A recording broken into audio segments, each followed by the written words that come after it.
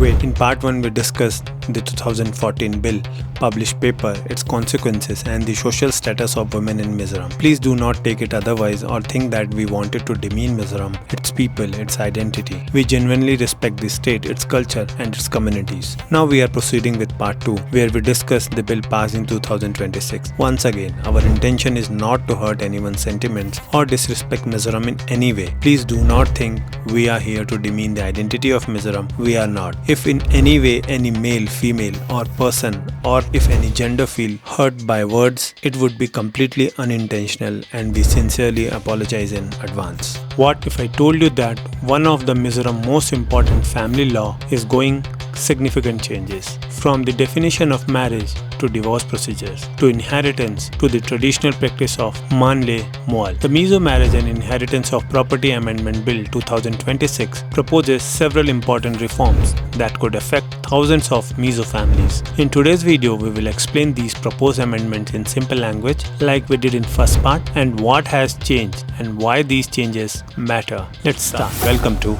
Inequality.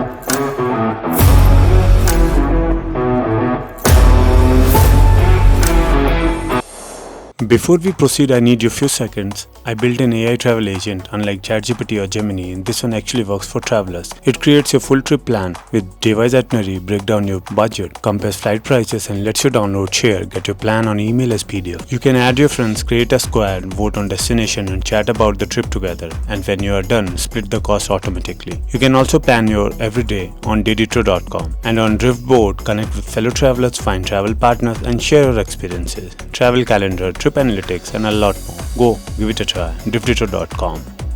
In 2014, Mizoram enacted the Mizo Marriage, Divorce and Inheritance of Property Act. The purpose of law was to legally recognize Mizo customary practices while providing a proper legal framework for marriage, divorce and inheritance, like we discussed in first part. Over the last decade, however, many practical difficulties emerged. Several organizations including MIPA Upa Pol MUP, Mizoram Hemeke Inchukwam Pol MHIP, Mizoram Law Commission and the State Commission of Women and the Central Young Mizo Association CYMA, sorry for pronunciation, submitted recommendations seeking amendments. The government then constituted a review committee consisting of legal experts, NGOs, church representatives and government officials. After extensive discussion, the committee recommended several reforms and the result is this Amendment Bill of 2026. One of the first changes relates to the scope of the Act. The little is simplified by removing the word divorce. The Act will continue to apply throughout Mizoram except the autonomous district councils that follow their own customary law. The bill also clarifies who falls under this law. It will apply to marriages where both spouse belongs to Mizo tribe or where the husband belongs to Mizo tribe. This removes uncertainty that exists under the previous wording.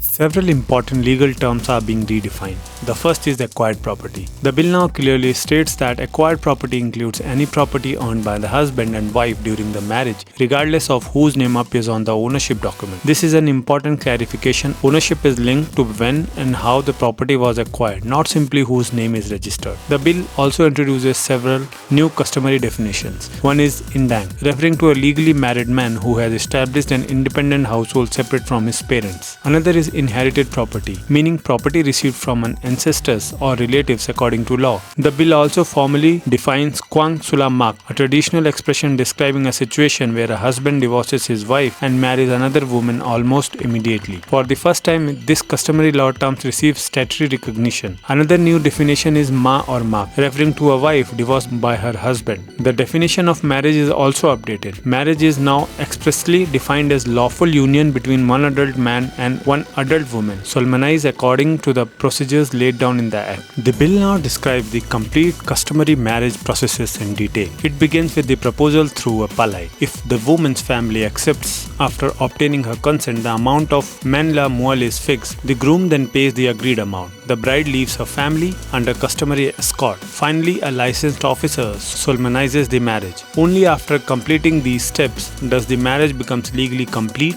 and binding. The bill also introduces a new provision regarding mual. It specifies that the principal amount known as manpoi cannot be less than rupee 420. Another important safeguard concerns remarriage. Before licensed officer can solemnize a second marriage, the applicant must produce a valid divorce certificate issued by competent court. This ensures that no remarriage takes place before the earlier marriage has been legally dissolved. Next, the bill strengthens legal safeguard after divorce. A new section clearly states that once the divorce decree becomes final or after the death of a spouse, a person is legally free to marry again. This removes any uncertainty regarding remarriage after completion of legal proceedings. The bill also expands the power of civil courts. Court will now be able to grant probate, issue heirship certificates, issue succession certificates, and decides dispute arising under this act. Another amendment provides that when probate is granted, the court may simultaneously issue the appropriate heirship or succession certificate. This simplifies procedures and reduces unnecessary delays.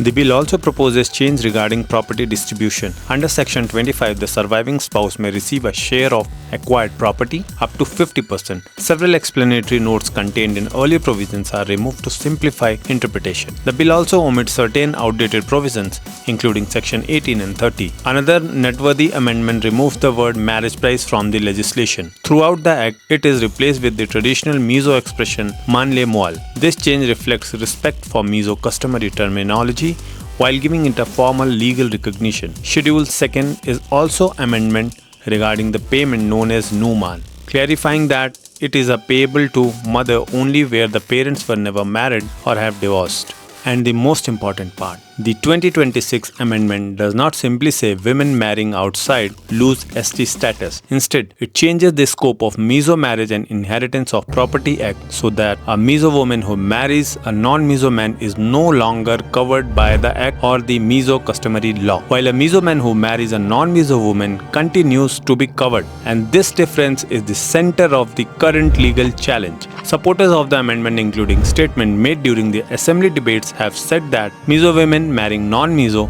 along with their children and grandchildren would no longer be regarded as a Mizo under the customary law framework and would not be entitled to claim scheduled tribe status under that framework. However, critics argue that this creates gender-based discrimination because the same consequences does not apply to Mizo men who marry outside the community, and the amendment has been challenged before the Supreme Court, and Supreme Court has to say whether it's a violation of rights or not. However, the Mizo Marriage and Inheritance of Property Amendment Bill 2026 seeks to modernize the existing law while preserving important Mizo customs. It provides clearer definition, better legal procedures, greater certainty regarding remarriage, stronger court powers, and more precise rule concerning property and customary practices. However, on the other side, it's too controversial as Mizo women, I repeat, Mizo women have raised the voices saying that why only women? And on that note, again at last, both of these videos were not against the Mizoram as a state or against the Mizo culture or any gender, men or women. This was simply a discussion regarding a published paper, a 2014 law, and an amendment in 2026. Thank you.